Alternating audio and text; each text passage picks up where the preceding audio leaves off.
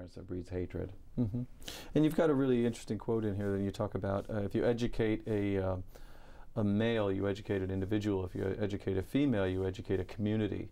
And I thought that was a really interesting way to approach doing the schools, because educating the women keeps them in the community, and they don't leave in the same way that a lot of the men do after they've been educated. And that's also, though, I think led to some of the difficulties you've had with people being opposed to the schools, because there are, you are educating females, even though it's a very secular curriculum.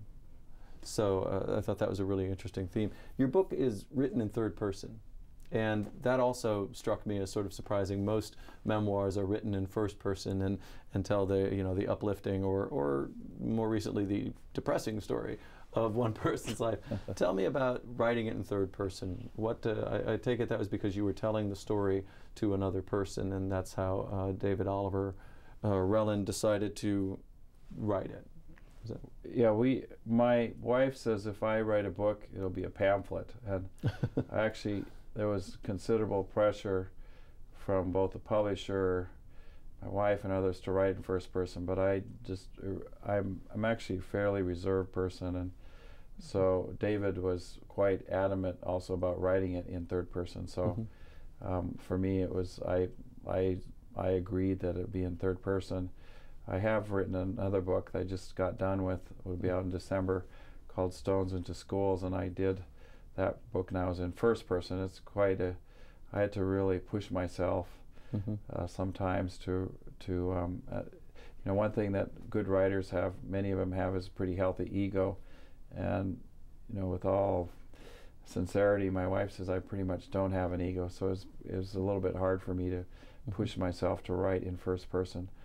And I also think that having done some writing now, that the very best writers, I look at it as the book as a clear piece of glass. And if a writer really gets caught up in himself or herself, the glass gets kind of opaque or cloudy. They want to stunt you or impress you with their verbiage or their vocabulary. But I think a really good writer, it's not what words are there, but it's letting the reader see right through that pane of glass and look at the story on the other side. And I really enjoyed being able to write in a very personal style, where I feel that it doesn't matter the words I use, but it's really just letting the reader kind of immerse himself directly in the story without clouding it with some very impressive verbiage or something. Okay. Now you've also got a young adult version of 3 Cups of Tea, and then you have a children's book for it. Tell me about how you repurposed from the larger book into those other 2, and sort of what led into that. I can guess the obvious reason is, making the story more widely accessible to people that maybe don't have the capacity to sit down and read a long textbook. But are there other things that you were hoping to get from those books? Well, I did the young readers and the children's book. It started in 2007. I was at a 4th grade class in East Houston, a quite impoverished area, and there were kids reading the adult book. And I called my wife Tara, and she said, "You're going to have to write a book for young readers and children." So that's what I did. But I have at home I have a pile of about 2,000 letters and emails with criticisms and complaints and praises and suggestions for 3 Cups of Tea. So I actually went through them very carefully. I also talked to dozens of teachers. I talked to many students, women's book clubs and other groups. So in the Young Readers book, we have a timeline, a glossary, who's who, more charts, more diagrams, more maps, more photos, and also 20 pages by my daughter Mira. This was in response to many of the comments I'd received from 3 Cups of Tea, the adult book. And then we did a children's picture book.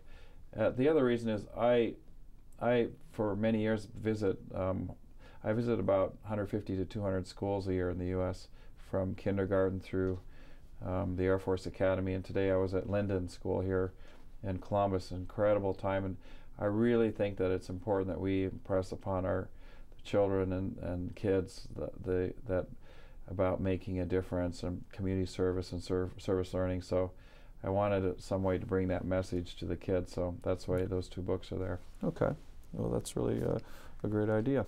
Did you read other memoirs before you started writing yours, or how did that work for you? Yeah, I read several books. I'm actually fairly prolific. I read about 2 or 3 books a week. I pretty much skim through books. So I'm not, my wife, she looks at every word and she knows every detail. I pretty much skim books, and I also have this odd habit of I usually read the end first, the epilogue or the last chapter, and then I kind of figure out if I want to read the whole book. So you figure out what Rosebud is first, and then you watch the movie. Okay, good. And I also, when I was quite young, I grew up in East Africa.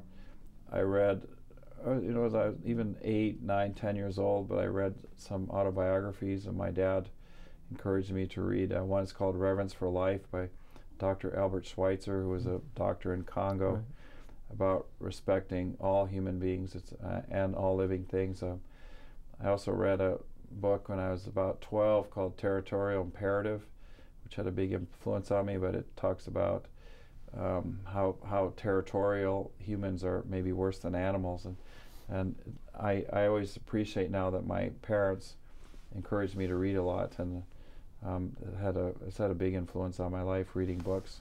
Okay. What was when you say it had a big influence on them, I'm curious how conscious you are of those influences. Did you think, this is going to be sort of the kind of way that Schweitzer wrote his book, or the Territorial Imperative, or the name of the book that I may have just gotten wrong there? Did you have a conscious sense of that as you were writing it, or relating the stories in particular ways to David Oliver Relin? I didn't really have any goal or narrative in mind. And I also, the book I just got done called Stones into Schools, I very deliberately set up a narrative, an arc, and all those things I learned from 3 Cups of Tea. What I did want to do is do quite a bit of what I call storytelling. And the reason for that is the oral tradition is very rich in many indigenous or third world societies like in Asia and Africa, South America. And one thing that I've learned going around to schools in the US is that the oral tradition is fairly eradicated in our society. And I ask students in every school I go to, how many of you have spent a lot of time talking to your grandparents or your elders about the Depression or World War II or Vietnam or the Civil Rights Movement? And in the US generally it's about 10%. And Columbus here it's 15%, but a little bit, and at the Buckeyes, OSU yesterday was 15%. But that same question, when asked in Afghanistan or Pakistan or Africa, 90 or 100% of the kids put their hand up, and I think that's a great tragedy, and we've lost that oral tradition where we can learn about our folklore, our culture, our heritage and history. And so I tried to use the book as not only an autobiography or talk about what we're doing, but also as a kind of oral narrative storytelling. Okay.